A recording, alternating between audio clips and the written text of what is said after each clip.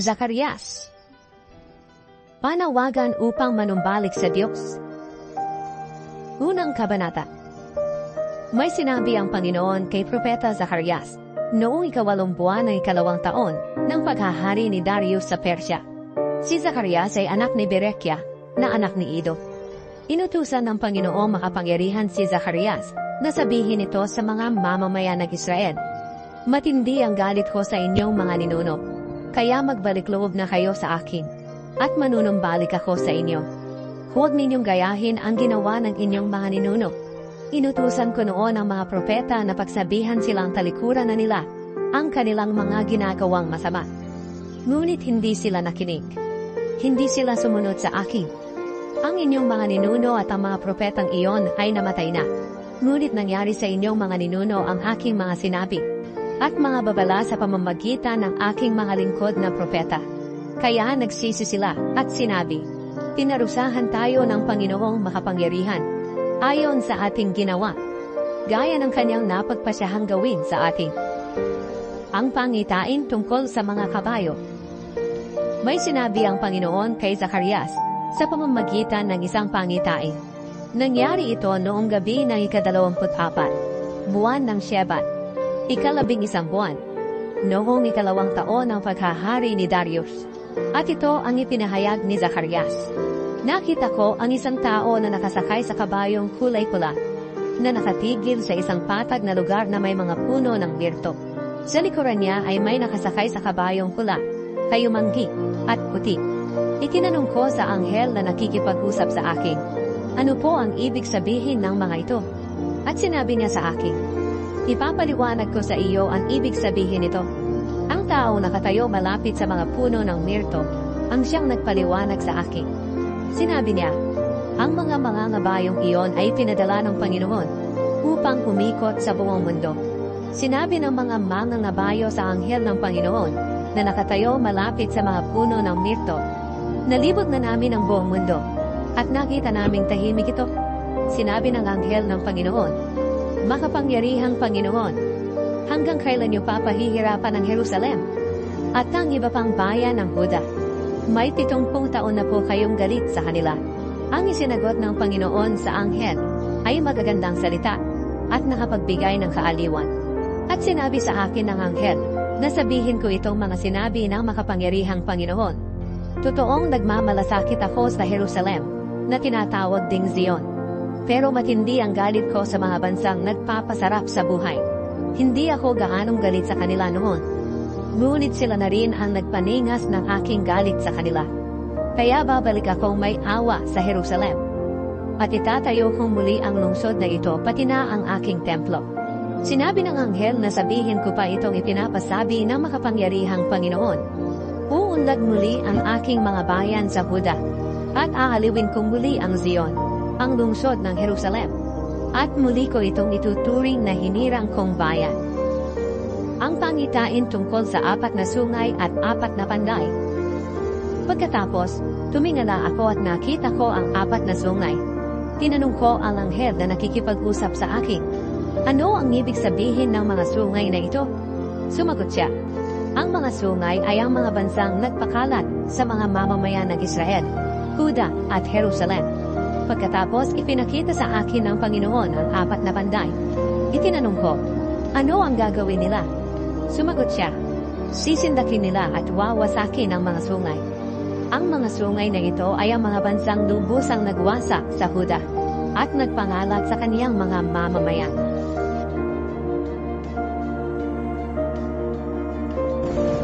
Ang pangitain tungkol sa lalaking may panukat.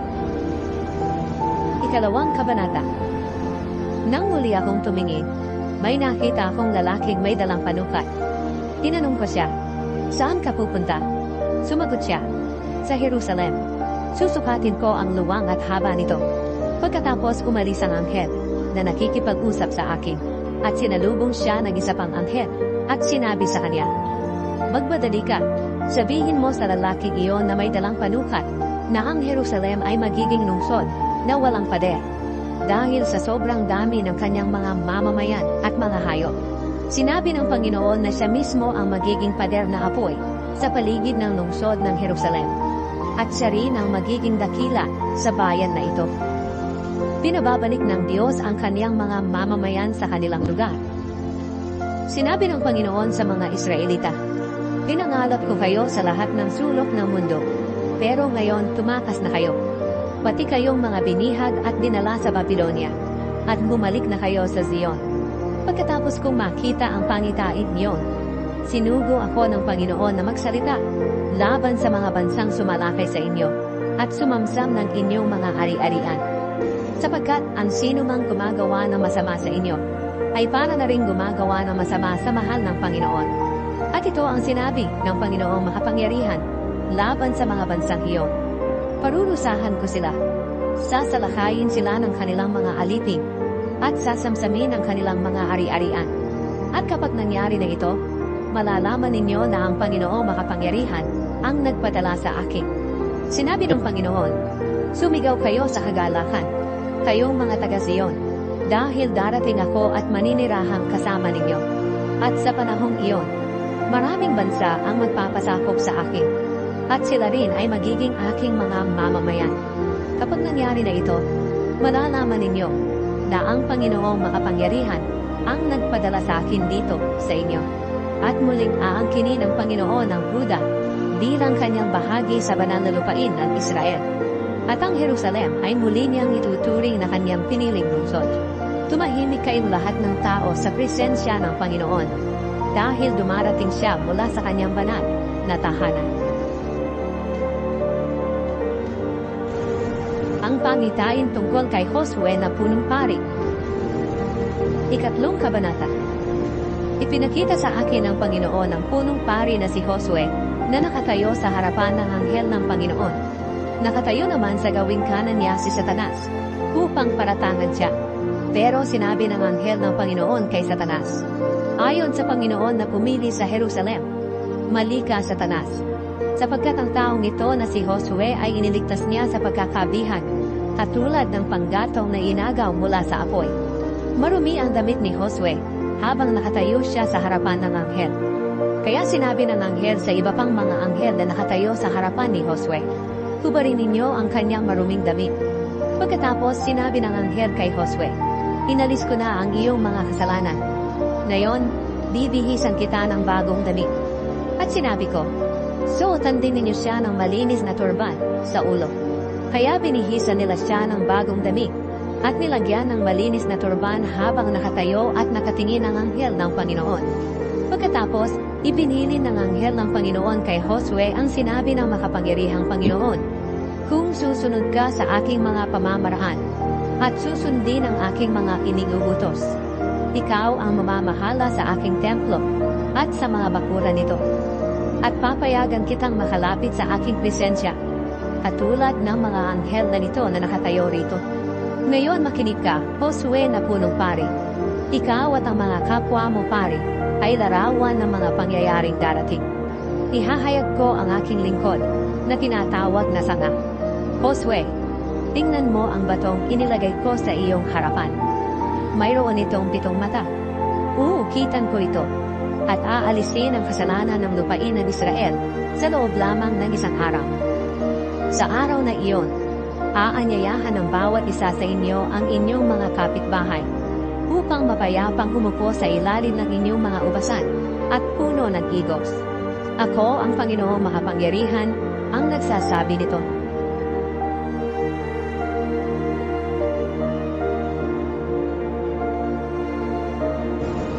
Ang pangitain tungkol sa gintong patungan ng ilawan at sa 2 puno ng olibo. Ika-4 na kabanata. Bumalik ang anghel na nakipag-usap sa akin, at ginising ako dahil tila nakatulog ako. Tinanong niya ako, "Ano ang nakita mo?" Sumagot ako, "Nakita ko ang isang gintong patungan ng ilawan. Sa itaas nito ay may mangkok na nalagyan ng langis. Sa paligid ng mangkok ay may 7 ilawan, na ang bawat isa ay may 7 tubo na dinadaluyan ng langis. May 2 puno ng olibo sa magkapila nito, isa sa kanan at isa sa kaliwa. Tinanong ko ang anghel na nakikipag-usap sa akin, "Ano po ba ang ibig sabihin ng mga iyan?" Sumagot siya, "Hindi mo ba alam ang ibig sabihin ng mga iyan?" Sumagot ako, "Hindi po." Sinabi niya sa akin, bago ko sagutin iyan, pakinggan mo muna itong mensahe ng Panginoong makapangyarihan na sasabihin mo kay Zerubabel.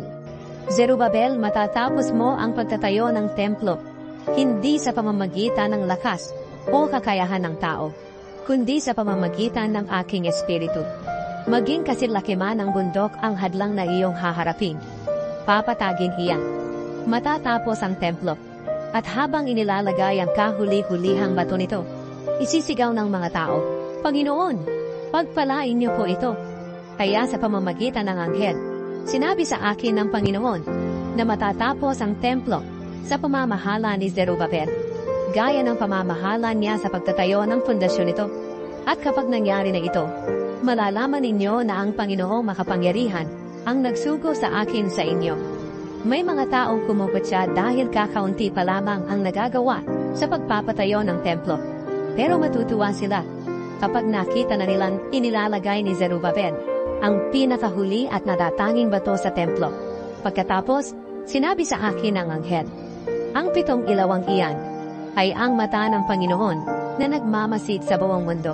Nagtanong ako sa anghel, ano ang ibig sabihin ng 2 puno ng olibo, isa sa kanan at isa sa kaliwa ng lalagyan ng ilaw?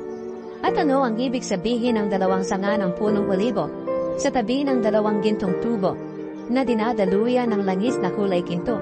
Sinabi niya sa akin, hindi mo ba alam ang ibig sabihin ng mga iyan? Sumagot ako, hindi po.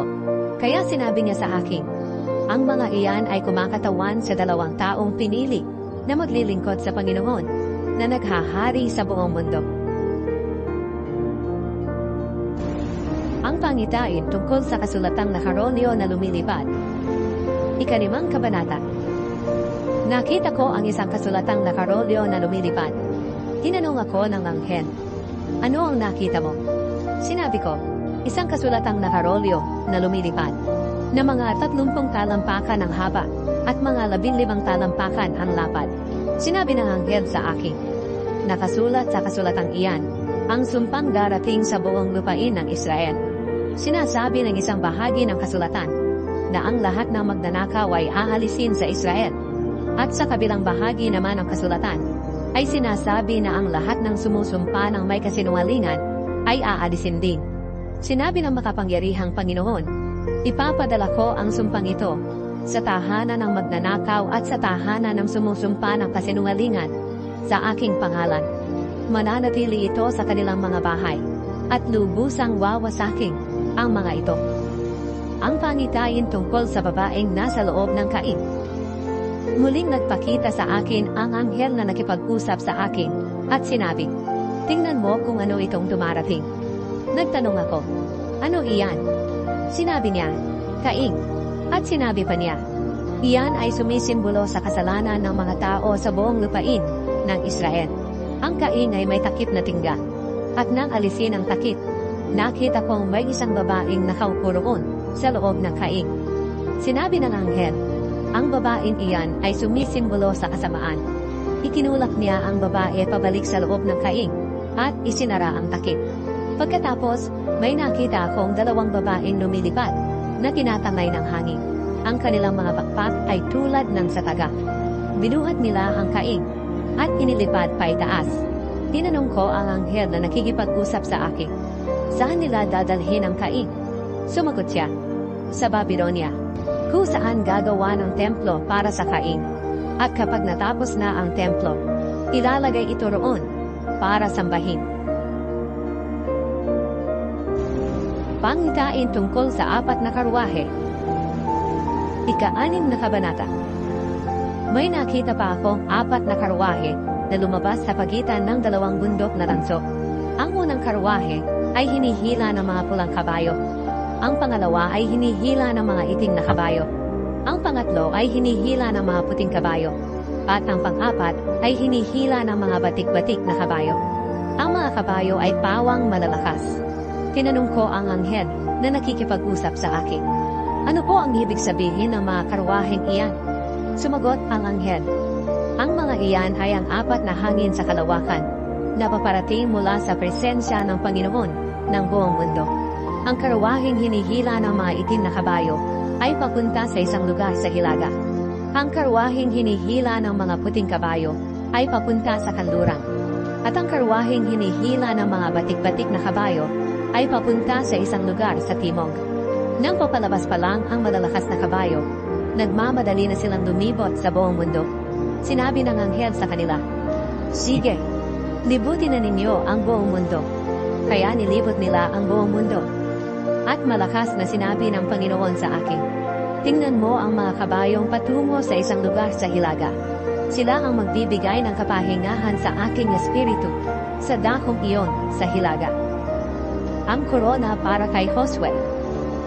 Sinabi ng Panginoon sa akin, "Kunin mo ang mga regalong pilak at ginto nina Heldai, Tobiah at Jedaiah, at pumunta ka agad sa bahay ni Josiah na anak ni Zephanias.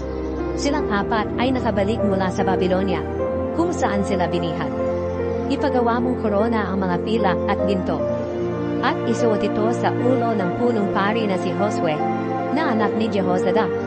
Sabihin mo sa kaniya na ako, ang Panginoong makapangyarihan, ay nagsasabi, ang taong kinatawag na sana ay lalago sa kalagayan niya ngayon, at itatayo niyang muli ang aking templo. Pararangalan siya bilang hari, at mamamahala siya. Ang pari ay tatayo sa tabi ng kanyang trono, at magkakaroon sila ng mabuting relasyon. Ang korona ay ilalagay sa aking templo, bilang pag-alaala kina Heldai, Tobiah, Jedaiah, at Josiah na anak ni Zephanias. May mga taong darating sa Israel, mula sa malalayong lugar, at tutulong sa pagpapatayo ng templo ng Panginoon. Kapag nangyari na ito, malalaman ninyo na ang Panginoon ang nagsugo sa akin sa inyo. At talagang mangyayari ang lahat ng ito, kung susundin ninyong mabuti ang Panginoon na inyong Diyos. Tinuliksa ang pakunwaring pag-aayuno. Ikapitong kabanata. May sinabi ang Panginoon kay Zacarias noong ika-4 na araw ng buwan ng Kislev, ika-9 na buwan, ng ika-4 na taon ng paghahari ni Darius. Nangyari ito matapos ipadala ng mga mamamayan ng Bethel, si Sharezer, at si Regem-melech, kasama ang kanilang mga tauhan, upang hilingin sa mga pari sa templo, at sa mga propeta, na tanungin ang Panginoon, kung talagang kailangan pa nilang magluksa at mag-ayuno sa ika-5 buwan, upang alalahanin ang pagkagiba ng templo, gaya ng maraming taon na nilang ginagawa. At ito ang sinabi ng Panginoong makapangyarihan kay Zacarias. Sabihin mo sa lahat ng mga mamamayan ng Israel, pati sa mga pari, na ang kanilang pag-aayuno at pagluluksa sa bawat ika-5 at ika-7 buwan, sa loob ng 70 taon, ay hindi nila ginagawa para sa akin. At kung sila'y kumakain at umiinom, ginagawa nila iyan para lamang sa sarili nilang kaligayahan. Ito rin ang mensahe na ipinasabi ko sa mga propeta noon, nang masagana pa ang Jerusalem, at marami pa itong tao, pati ang mga bayang nasa paligid nito, at pati na ang Negev, at ang kaburulan, sa kanluran. Sinabi muli ng Panginoong makapangyarihan kay Zacarias, ito ang sinabi ko sa aking mga mamamayan. Kumatol kayo ng makatarungan. Ipakita ninyo ang inyong kabutihan, at habag sa isa't isa. Huwag ninyong gigipitin ang mga biyuda, mga ulila, mga dayuhan, at ang mga mahihirap. Huwag kayong magbalak ng masama laban sa isa't isa. Ngunit hindi nila pinansin ang aking sinabi. Tinanggihan nila ito, at hindi sila nakinig. Pinatigas nilang parang bato ang kanilang mga puso, at hindi sila nakinig sa kautusan, at mga salitang ipinasasabi ng aking espiritu sa pamamagitan ng mga propeta noon. Kaya ako, ang makapangyarihang Panginoon, ay talagang galit na galit. At dahil hindi sila nakinig sa mga sinabi ko, hindi rin ako makikinig kapag tumawag sila sa akin. Para akong buhawing nagpangalat sa kanila sa iba't ibang lugar na hindi pa nila napupuntahan. Iniwanan nila ang kanilang magandang lupain na hindi na mapapakinabangan at hindi na rin matitirahan. Nangako ang Diyos na pagpapalain niya ang Jerusalem. Ika-8 kabanata. Sinabing muli ng Panginoong makapangyarihan kay Zacarias, labis ang aking pagmamalasakit sa Zion, At dahil sa labis kong pagmamalasakit, matindi ang galit ko sa mga kaaway nito. Babalik ako sa Zion, ang lungsod ng Jerusalem at maninirahan doon. Ang Jerusalem ay tatawaging tapat na lungsod, at ang aking bundok ay tatawaging banal na bundok. Mauupong muli sa mga plaza ng Jerusalem ang matatandang nakatungkod dahil sa katandaan, at mapupuno ang mga plaza ng mga batang naglalaro. Sinabi pa ng makapangyarihang Panginoon, maaaring imposible itong mangyari sa isip ng mga natitira kong mga mamamayan. Pero hindi ito imposible sa akin. Ililigtas ko ang aking mga mamamayang binihag at dinala sa mga lupain sa silangan at sa kanluran. Dadalhin ko sila pabalik sa Jerusalem at patitirahin doon. At minsan pang magiging mga mamamayan ko sila, at ako ang kanilang magiging tapat at makatarungang Diyos. Sinabi pa ng makapangyarihang Panginoon. Ang mga mensaheng ito ay sinabi rin ng mga propeta noong itinayong muli ang pundasyon ng aking templo. At ngayong napakinggan ninyo itong muli, magpakatatag kayo upang matapos ninyo ang pagpapatayo ng templo. Noong hindi pa sinisimulan ang muling pagpapatayo ng templo, walang pambayad sa mga taong nagtatrabaho at sa mga hayop na ginagamit sa pagtatrabaho, at mapanganib kahit saan, dahil pinag-aaway-away ko ang mga tao. Ngunit ngayon, ako ang Panginoong makapangyarihan ay nagsasabi na hindi ko na gagawin iyan sa inyong mga natitira. Mapayapa kayo magtatanim. Magbubunga ang inyong mga tanim na ubas. Aani ang inyong mga bukirin. At magkakaroon na ng hamog. Ibibigay ko ang lahat ng ito sa inyo na mga natira. Mga taga-Huda at taga-Israel. Isinusumpa kayo ng ibang mga bansa. Ngunit ililigtas ko kayo at magiging pagpapala kayo sa kanila. Kaya huwag kayong matakot. Sa halip, magpakatatag kayo. Sinabi pa ng Panginoong makapangyarihan, noong ginalit ako ng inyong mga ninuno, napagpasyahan kong parusahan kayo at huwag kahabagan. Ngunit napagpasyahan ko ngayon na muling maging mabuti sa Jerusalem at Huda. Kaya huwag kayong matakot. Ito ang dapat ninyong gawin. Magsabi kayo ng totoo sa isa't isa.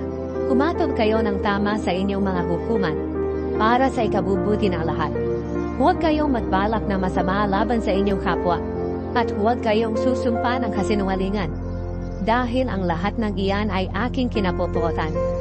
Muling sinabi ng Panginoong makapangyarihan kay Zacarias, ang pag-aayuno sa ika-4, ika-5, ika-7, at ika-10 buwan ay magiging masayang araw ng pagdiriwang para sa mga taga-Huda.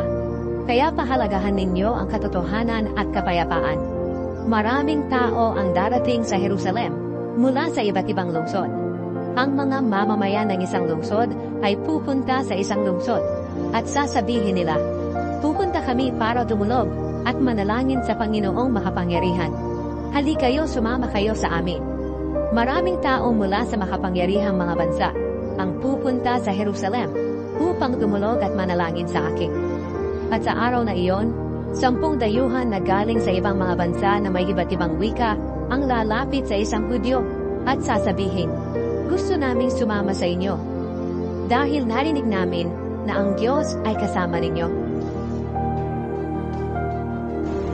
Parurusahan ng Diyos ang mga bansang kalaban ng Israel. Ika-9 na kabanata. Ito ang mensahe ng Panginoon. Sinabi ng Panginoon na parurusahan niya ang mga lungsod ng Hadrat at Damascus dahil ang lahat ay dapat sa kanya, lalo na ang mga lahig ng Israel. Parurusahan din ng Panginoon ang Hamat na malapit sa mga lungsod ng Hadrat at Damascus, pati na ang lungsod ng Tyre at Sidon, kahit pa napakahusay ng mga mamamayan nito. Ang mga taga-Tyre ay nagpatayo ng matitibay na pader at nag-ipon ng maraming pilak at ginto na parabang nagtatambak lang ng lupa. Ngunit kukunin ng Panginoon ang kanilang mga ari-arian at itatapon niya sa dagat ang kanilang mga kayamanan. At ang kanilang lungsod ay tutupukin ng apoy. Makikita ito ng mga taga-Askelon at matatakot sila. Maminilipit sa sakit ang mga taga-Gaza at ganoon din ang mga taga-Ekron. Dahil mawawala ang kanilang ginaasahan. Mamamatay ang hari ng Gaza at ang Askelon ay hindi na matitirhan. Ang Ashdod ay titirhan ng iba't ibang lahi. Lilipulin ng Panginoon ang ipinagmamalaki ng mga Filisteo. Hindi na sila kakain ng karneng may dugo o ng mga pagkaing ipinagbabawal na kainin.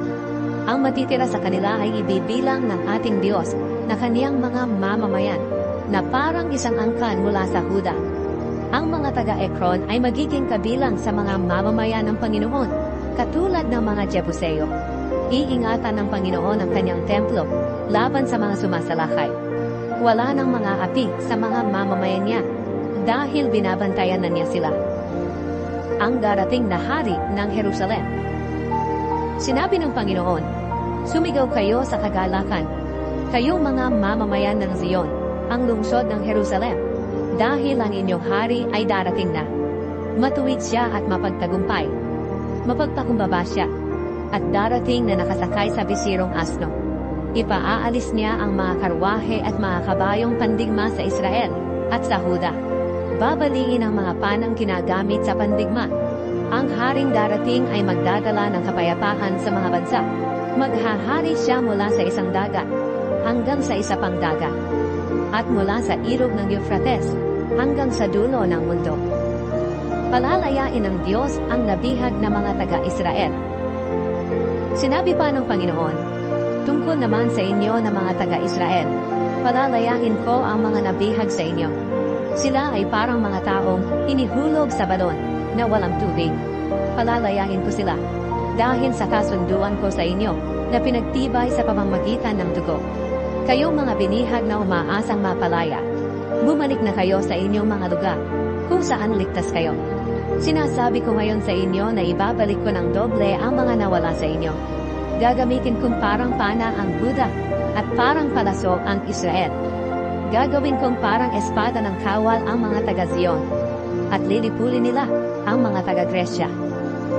Tutulungan ng Diyos ang mga taga-Israel. Magpapakita ang Panginoon sa ibabaw ng kanyang mga mamamayan. Kikislap ang kanyang pana na parang kidlat. Patutunugin ng Panginoong Diyos ang trumpeta, at darating siyang kasama ng bagyong mula sa timog. Iingatan ng Panginoong makapangyarihan ang kanyang mga mamamayan. Tatapak-tapakan lang nila ang mga batong ibinabato sa kanila ng mga kaaway nila. Magkakainan at magiinuman sila upang ipagdiwang ang kanilang tagumpay. Magsisigawan sila na parang mga lasing.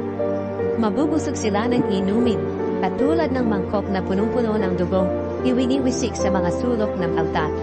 Sa araw na iyon, ililigtas sila ng Panginoon na kanilang Diyos, bilang kanyang mga tupa. Napakaganda nilang tingnan sa kanilang lupain. Ang katulad nila'y mamahaling batong kumikislap sa korona. Magiging sagana sila sa mga butil at ubas na magpapalakas sa kanilang mga kabataan. Nahabag ang Diyos sa Huda at sa Israel. Ika-10 kabanata. Humingi kayo ng ulan sa Panginoon sa panahon ng tagsibol, dahil siya ang gumagawa ng mga ulap. Binibigyan niya ng ulan ng mga tao, at ang bawat tanim sa parang. Ang totoo, hindi mapapaniwalaan ang mga Diyos-Diyosan, at ang mga manghuhula.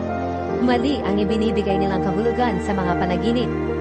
Walang kabuluhan ang pagpapalakas nila ng loob sa mga tao.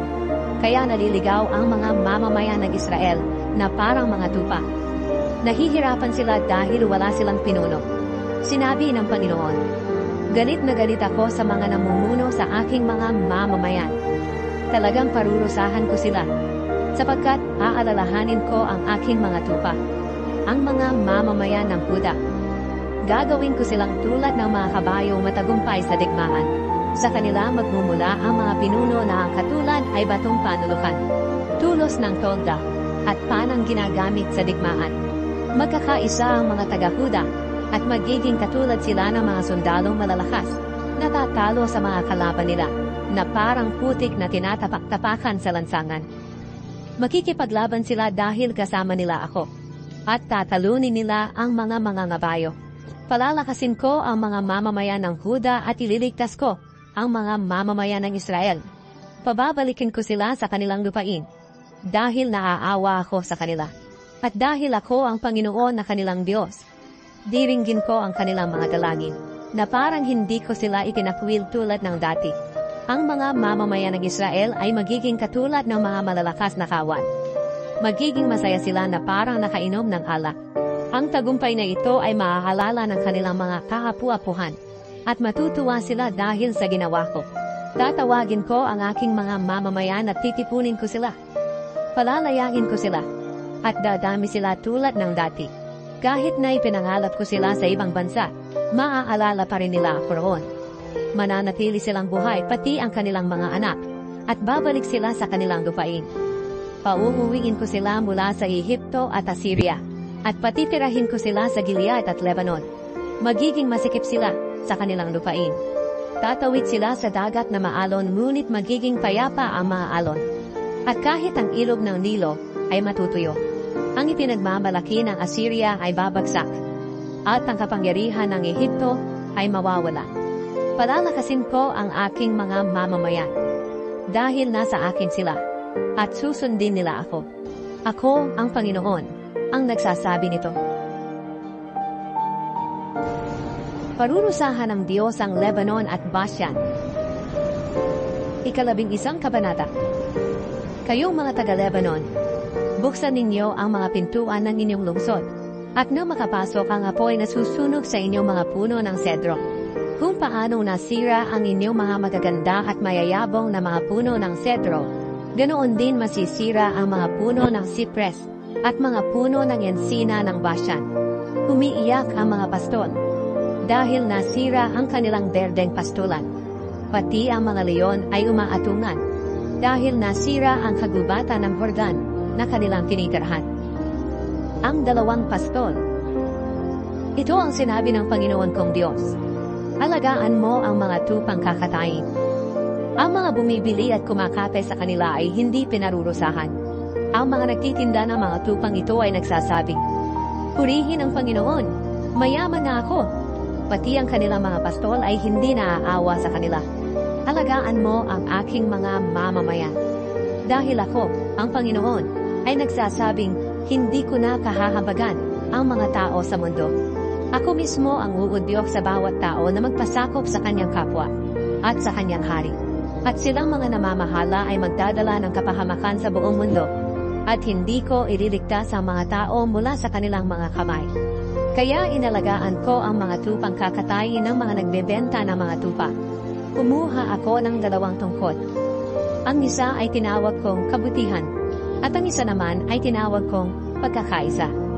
Pinaalis ko ang 3 pastol sa loob lamang ng 1 buwan. Naubos na ang pasensya ko sa kanila, at sila rin ay galit sa akin. Pagkatapos sinabi ko sa mga tupa, hindi na ako ang inyong pastol. Hayaang mamatay ang mga naghihingalo at mapahamak ang mga mapapahamak. At ang mga matitira ay hayaang kainin ang laman ng isa't isa. Pagkatapos, kinuha ko ang tungkod na tinatawag na kabutihan at binali ko upang ipahiwatig na ipinawalang bisa ng Panginoon ang kanyang kasunduan sa mga tao. Kaya ng araw ding iyon, ipinawalang bisa ang kasunduan. At nalaman ng mga nagbebenta ng mga tupa na nanonood sa akin na may mensahe ang Panginoon sa mga ginagawa kong ito. Sinabi ko sa kanila, kung sa palagay ninyo ay dapat akong bigyan ng sahod, ibigay ninyo ang sahod ko. Ngunit kung hindi, sa inyo na lang. Kaya binayaran nila ako ng 30 pirasong pilak bilang sahod ko. Sinabi ng Panginoon sa akin, ilagay mo ang pilak na iyan sa kabangyaman ng templo. Kaya kinuha ko ang 30 pirasong pilak na inaakala nilang sapat na bilang aking sahod. At inilagay ko iyon sa kabangyaman ng templo ng Panginoon. Pagkatapos binali ko ang 2 tungkod na tinatawag na pagkakaisa, upang ipahiwatig na naputol na ang magandang pagsasamahan ng Huda at ng Israel. Sinabing muli ng Panginoon sa akin, magkunwari kang isang walang kwentang pastol ng mga tupa, sapagkat may ilalagay akong pinuno sa Israel, na ang katulad ay isang walang kwentang pastol. Hindi niya tutulungan ang mga tupang halos mamamatay na, o hahanapin ang mga nawawala, o gagamutin ang mga sugatan, o pakakainin ang mga payat. Ngunit kakainin niya ang karne na matatabang tupa, at aalisin ang mga kuko nito. Nakakaawa ang kahihinatnan ng walang kwentang pastol. Pinababayaan niya ang mga tupa. Sa pamamagitan ng espada ay puputulin ang kanyang kamay, at tutusukin ang kanang mata niya. at hindi na mapapakinabangan ang kamay niya, at hindi na rin makakakita ang kanang mata niya. Nilipuli ng mga kalaban ng Jerusalem. 12 kabanata. Ito ang sinabi ng Panginoon tungkol sa Israel. Ako ang Panginoon na gumawa ng langit at ng lupa, at ako ang nagbibigay ng buhay sa tao. Ang Jerusalem ay gagawin kong parang halak na magpapalasing sa mga bansang nakapalibot dito. At kapag sinalakay nila ang Jerusalem, sasalakayin din nila ang ibang lungsod ng Huda. Sa araw na iyon, gagawin kong parang mabigat na bato ang Jerusalem. At ang alinmang bansa na gagalaw dito ay masasaktan. Ang lahat ng bansa sa buong mundo ay magtitipon para salakayin ang Jerusalem. Ngunit tatakutin ko ang lahat ng kanilang mga kabayo at lilituhin ang mga sakay nito. Ako, ang Panginoon, ay nagsasabing babantayan ko ang mga mamamayan ng Huda. Ngunit bubulagin ko ang mga kabayo ng mga bansa at sasabihin ng mga pinuno ng Huda sa kanilang sarili, matatag ang mga mamamayan ng Jerusalem dahil ang Panginoong makapangyarihan, ang kanilang Diyos. Sa araw na iyon, ang mga pinuno ng Huda ay gagawin kong tulad ng naglalagablab na baga sa nakabuntong mga kahoy, o tulad ng naglalagablab na sulok sa nakabigkis na mga kuhay. Nilipulin nila ang mga bansa sa palibot nila, pero ang mga taga-Jerusalem ay hindi mapapahamak. Una ko pagtatagumpayin ang ibang mga lungsod ng Huda, upang ang karangalan ng mga angka ni David at ng mga taga-Jerusalem ay hindi hihigit sa ibang mga lungsod ng Huda. Sa araw na iyon, iingatan ng Panginoon ang mga nakatira sa Jerusalem, upang kahit na ang pinakamahina sa kanila ay magiging kasinlakas ni David. Ang mga angka ni David ay magiging parang Diyos, parang anghel ng Panginoon na nangunguna sa kanila. Sa araw na iyon, lilipulin ko ang lahat ng bansang sasalakay sa Jerusalem. Bibigyan ko ang mga angka ni David at ang mga taga-Jerusalem ng espiritong maawain at mapanalanginin. Pagmamasdan nila ako na kanilang sinibat, at iiyak sila katulad ng magulang na umiiyak sa pagkamatay ng kanilang kaisa-isang anak o anak na panganay. Sa araw na iyon, ang iyakan sa Jerusalem ay magiging kasintindi ng iyakan para kay Hadad-rimon sa kapatagan ng Megiddo. Iiyak ang bawat pamilya sa lupain ng Israel. Ang mga pamilya ng angkan ni David, Nathan, Levi, Shimei, at ang iba pang mga pamilya. Magkahiwalay na mag-iiyakan ang mga lalaki at mga babae. Lilinisin ang mga taga-Israel sa kanilang mga kasalanan. 13 kabanata. Sinabi ng Panginoong makapangyarihan, sa araw na iyon bubuksan ang bukal para sa mga angkan ni David at ng mga taga-Jerusalem, upang linisin sila sa kanilang mga kasalanan at karumihan. Aalisin ko ang mga Diyos-Diyosan sa lupain ng Israel, at hindi na sila maaalala. Aalisin ko sa Israel ang mga huwad na propeta at ang masasamang espiritong nasa kanila. At kung mayroon pang magpapanggap na propeta, ang mga magulang na mismo ang magbibigay ng babala na karapat-dapat siyang patayin. Dahil nagsasalita siya ng kasinungalingan at sinasabi pa na ang mensahe niya ay mula sa Panginoon. At patuloy pa rin siyang magpapanggap na propeta, ang ama't ina niya mismo ang sasaksak sa kanya. Ang mga propetang iyon ay mapapahiya sa mga sinasabi nilang pangitain. Hindi na sila magsusuot ng mabalahibong damit na pangpropeta upang manlinlang. Sa halip, sasabihin nilang, hindi ako propeta. Isa akong magbubukid mula noong bata pa ako. At kung may magtatanong tungkol sa mga sugat nila sa katawan, sasabihin nila, nakuha ko ito sa bahay ng aking mga kaibigan. Mamamatay ang pastol at mga ngalat ang kanyang mga tupa. Sinabi ng Panginoong makapangyarihan, ihanda ang espada, patayin ang pastol ko, na aking lingkod. Patayin siya at mga ngalat ang mga tupa, ang abakong mga mamamayan, at parurusahan ko sila. Mamamatay ang 2 sa 3 bahagi ng mga tao sa buong lupain ng Israel. At ang 3 bahaging matitira ay lilinisin ko tulad ng pila na pinadadalisay sa apoy. Susubukin ko sila tulad ng gintong sinusubok sa apoy, kung tunay o hindi. Tatawag sila sa akin at diringgin ko sila. Sasabihin ko, Sila ang aking mga mamamayan. At sasabihin din nila, ang Panginoon, ang aming Diyos. Darating ang Panginoon at maghahari. 14 na kabanata. Darating ang araw na hahatol ang Panginoon. Paghahatian ng mga kalaban ng mga ari-ariang sinamsam nila sa inyo, na mga taga-Jerusalem, habang nakatingin kayo. Sapagkat titipunin ng Panginoon ang lahat ng bansang makikipaglaban sa Jerusalem. Sasakupin nila ang lungsod na ito. Kukunin nila ang mga ari-arian sa mga bahay, at gagahasain nila ang mga babae. Dadalhin nila sa ibang lugar ang kalahati ng mga mamamayan ng lungsod, pero ang matitira sa kanila ay mananatili sa lungsod. Pagkatapos, makikipaglaban ang Panginoon laban sa mga bansang iyon, katulad ng ginawa niyang pakikipagdigma noon. Sa araw na iyon, tatayo siya sa bundok ng mga Olibo, sa silangan ng Jerusalem. Mahahati ang bundok na ito mula sa silangan hanggang sa kanluran. Ang kalahati ng bundok ay lilipat pahilaga, at ang kalahati naman ay lilipat patimog. At magiging malawak na lambak ang gitna nito. Dito kayo dadaan mga taga-Jerusalem sa inyong pagtakas, dahil ang lambak na ito ay aabot hanggang sa Azel. Tatakas kayo katulad ng ginawa ng inyong mga ninuno noong lumindol sa panahon ni Haring Uzziah ng Huda. At darating ang Panginoon kong Diyos kasama ang lahat niyang mga anghel. Sa araw na iyon ay walang init o lamig. Magiging katangi-tangi ang araw na iyon, dahil walang dabig, kundi panay araw lang. Ang Panginoon lamang ang nakakaalam kung kailan ito mangyayari. Sa araw na iyon, dadaloy ang sariwang tubig mula sa Jerusalem.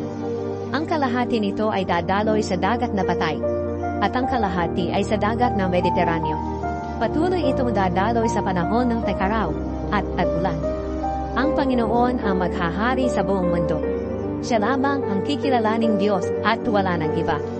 Gagawing kapatagan ang buong lupain, mula sa Geba sa Hilaga hanggang sa Rimon, sa timog ng Jerusalem. Kaya mananatiling mataas ang Jerusalem sa kinaroroonan nito. At titirhan ito mula sa pintuan ni Benjamin hanggang sa lugar na kinaroroonan ng unang pintuan at hanggang sa sulok na pintuan, at mula sa tore ni Hananel hanggang sa pisaan ng ubas ng hari. Ang Jerusalem ay hindi na muling wawasakin, at ang mga mamamayan nito ay mamumuhay ng ligtas sa panganib. Ang mga bansang sumalakay sa Jerusalem ay padadalhan ng mga salot na ito. Mabubulok ang kanilang mga katawan, mata at dila, kahit buhay pa sila. Ganito ring salot ang darating sa lahat ng mga hayop sa kanilang kampo, pati na sa kanilang mga kabayo, mola, kamelyo at asno. Sa araw na iyon, lubhang lilituhin ng Panginoon ang mga taong iyon. Ang bawat isa sa kanila ay sasalakay sa kanilang kapwa, at sila mismo ay maglalaban-laban. Makikipaglaban din ang ibang mga lungsod ng Huda. Sasamsamin at titipunin nila ang mga kayamanan ng mga bansa sa palibot nila, ang napakaraming ginto, pilak at mga damit.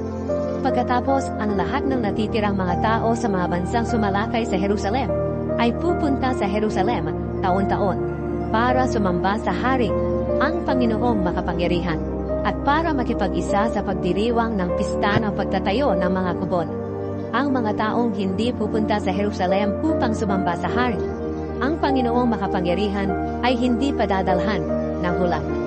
Ang mga taga-Ehipto na hindi pupunta sa Jerusalem ay padadalhan ng Panginoon ng salot, na katulad ng salot na kanyang ipapadala sa mga bansang hindi pupunta, para ipagdiwang ang pista ng pagtatayo ng mga kubon. Iyan ang parusa sa Ehipto, at sa lahat ng bansang hindi pupunta sa Jerusalem, para ipagdiwang ang pista ng pagtatayo ng mga kubon. Sa araw na iyon, nasasamba ang mga bansa sa Panginoon. Isusulat sa mga kampanilyang palamuti ng mga kabayo ang mga katagang itinalaga sa Panginoon. Ang mga lutuan sa templo ng Panginoon ay magiging kasinbanal ng mga mangkok na ginagamit sa altar. At ang bawat lutuan sa Jerusalem at Huda ay magiging banal para sa Panginoong makapangyarihan. Gagamitin ito ng mga naghahandog para paglutuan ng kanilang inihahandog.